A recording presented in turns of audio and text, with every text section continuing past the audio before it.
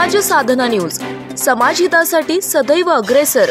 नांदेड येथील एक धक्कादायक बातमी समोर आली आहे। एका विद्यार्थिनीने अश्लील व्हिडिओ पाठवल्याची तक्रार दिल्यानंतर एका मुख्याध्यापकाने विष प्राशन करून आत्महत्या केली आहे। नांदेडच्या खासगी शाळेत ही घटना घडली आहे। या घटनेने सर्वत्र खळबळ उडाली आहे। समोर आलेल्या माहितीनुसार नांदेडमधील खासगी शाळेतील मुख्याध्यापकावर त्या शाळेच्या विद्यार्थिनीला मोबाईलवर अश्लील व्हिडिओ पाठवल्याचा आरोप झाला। त्यानंतर पीडित मुलीने याबाबत आपल्या कुटुंबियांना माहिती दिली। त्यानंतर कुटुंबातील नातेवाईकांनी थेट पोलीस ठाण्यात तक्रार दिली। पोलिसांनी मुख्याध्यापकाविरोधात पॉक्सो अंतर्गत गुन्हा दाखल केला आणि पुढील तपास सुरू केला।